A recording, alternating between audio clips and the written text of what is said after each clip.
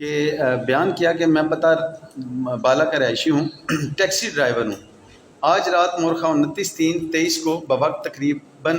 2:20 رات میں اپنے گھر واقعہ رضا منزل میں سو رہا تھا کہ اچانک کھڑکی سے شور کی آواز سنائی دی، جو میں نیند سے بیدار ہوا اور گھر کا دروازہ کھول کر گھر سے باہر نکلا تو 3 نوجوان لڑکے مسلح پسٹل 30 بور، جن کی عمریں تقریباً 30-32 سال، جن کو سامنے آنے پر شناخت کر سکتا ہوں، جو کہ میری گاڑی میں حیران ٹیکسی برنگ پیلی نمبر 100 کے دروازے کھول کر چوری کر کے لے جانے کی کوشش کر رہے تھے، جو سامنے مجھے دیکھ کر بھاگ پڑے۔ جو میں نے ان لڑکوں کا تعاقب کیا، جو ان میں سے ایک لڑکے کو میں نے پکڑنے کی کوشش کی تو اس نامعلوم لڑکے نے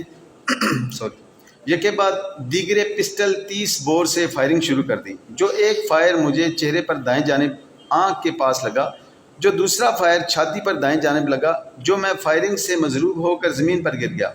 شور و بیلا فائرنگ کی آواز سن کر میرا بیٹا ارسلان، جو 2 نمبر اس میں گواہ نمبر 2 ہے،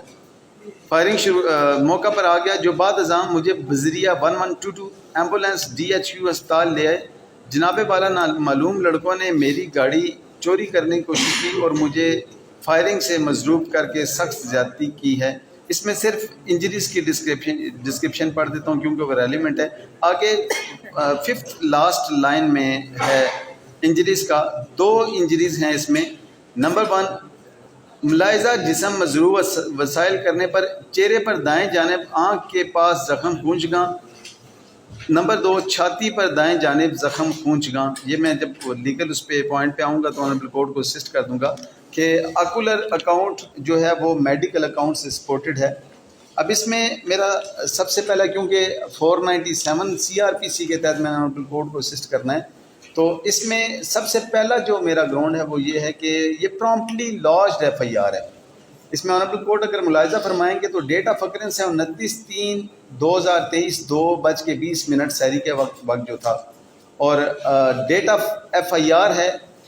اور سوری اس میں ڈیٹ آف FIR سیم ہے 29/3/2023 6:75 AM پہ۔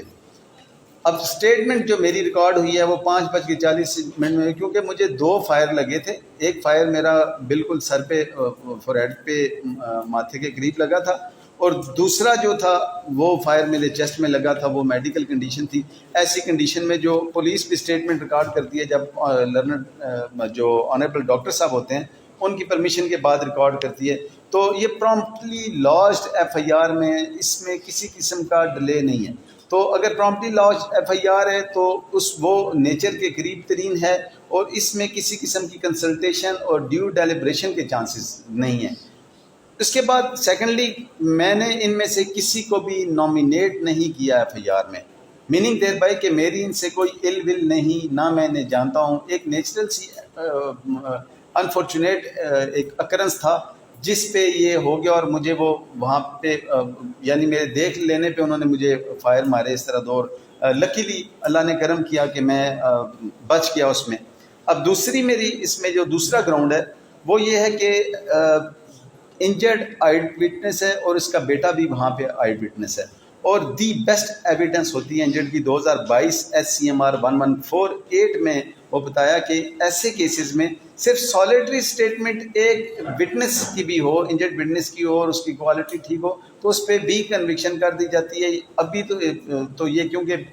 بیل سٹیج پہ ہے تو سالیٹری سٹیٹمنٹ اس میں بہت امپورٹنٹ ہے۔ یہاں صرف ایک ایویڈنس نہیں بلکہ یہاں پہ 2 وٹنسز کی، میرا بیٹا جو موجود تھا اس کی بھی ایویڈنس موجود ہے، اور میری بھی ایویڈنس اس میں موجود ہے۔ اب اس میں سب سے اہم 394 PPC میں جو سب سے اہم ہوتا ہے فیکٹر، وہ ہوتا ہے آئیڈینٹیفیکیشن پریڈ کا۔ آنریبل کورٹ ملاحظہ فرمائیں گے کہ آئیڈینٹیفیکیشن پریڈ ہوئی، اس میں نے بھی شناخت کر لیا، اور میرا بیٹا جو دوسرا وٹنس تھا اس نے بھی آئیڈینٹیفائی کر لیا، اور وہاں پہ رول بھی ایٹریبیوٹ کر دیا کہ اس کو وہاں پہ یعنی یہ چوری کر رہا تھا، چوری کرتے میں نے دیکھا ہے۔ اب اس کا رول جو آئیڈینٹیفیکیشن پریڈ میں ہے وہ چوری کرتے ہوئے دیکھنے کا ہم دونوں وٹنسز کا آئیڈینٹیفیکیشن پریڈ بھی پراپر تھی، اور اس میں پراپر آئیڈینٹیفائی اس کو ود اسپیسیفک رول کر دیا گیا۔ اس کے بعد لرنڈ میجسٹریٹ جو وہاں پہ کنڈکٹ کر رہے تھے انہوں نے ہمیں باہر بھیجا۔ جیل سے باہر بھیجنے کے بعد اس سے پوچھا کہ آپ کا پہلے تو نہیں سامنا کرایا گیا، تو اس وٹنسز نے کہا کہ ہمیں سامنا نہیں کرایا گیا۔ اب اس میں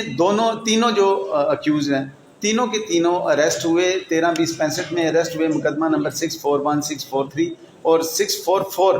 2023 میں یہ 13(2)A میں اریسٹ ہوئے ہیں، اور 13(2)A میں اریسٹ ہونے کے بعد انہوں نے انکشاف کیا ہے، اور انکشاف کے بعد یہ ان میں سے تینوں کے پاس سے پسٹل برآمد ہو چکا ہے جو اس میں موجود تھا۔ اس میں ہمبل سبمیشن یہ ہے کہ تیسرا گراؤنڈ میرا یہ ہے کہ پراما فیشائے کنیکٹڈ ہیں، اور تینوں وٹنسز اکیوز جو ہیں وہ پراما فیشائے کنیکٹ ہوتے ہیں۔ بیل سٹیج پہ بیسیکلی آنریبل کورٹ نے جو ملاحظہ کرنی ہے چیزیں اس میں یہی ہے کہ کیا پراما فیشائے کنیکٹ کرتے ہیں، اگر کنیکٹ کرتے ہیں اور کسی قسم کا ڈاؤٹ نہیں ہے تو اس صورت میں ان کو بیل کا ریلیف نہیں دیا جائے گا۔ 394 PPC ہینیس اوفینسز میں آتا ہے، اور جس میں جو امپریزنمنٹ ہے وہ عمر قید تک ہے، لائف امپریزنمنٹ ہے، اور منیمم اس میں وہ 10 ایئرز اور 4 ایئرز تک کا کیا گیا ہے۔ یہ پروہیبٹری کلاس میں فال کرتا ہے پراپرلی 497 کی، جس کی وجہ سے یہ کسی طرح کی رعایت کے مستحق نہیں ہے۔ اس میں اہم بات یہ کہ یہ ہیبیچول اوفینڈر ہیں، ان کا پریویس ریکارڈ بھی موجود ہے، اس سے پہلے بے شمار مقدمات میں موجود ہیں، اور اس میں جو انجریز ہیں وہ وائٹل پارٹ میں ہے، دونوں انجریز وائٹل پارٹ میں ہیں۔ اکولر اکاؤنٹ میڈیکل اکاؤنٹ کو سپورٹ کرتا ہے، جو میری انجریز جو مجھے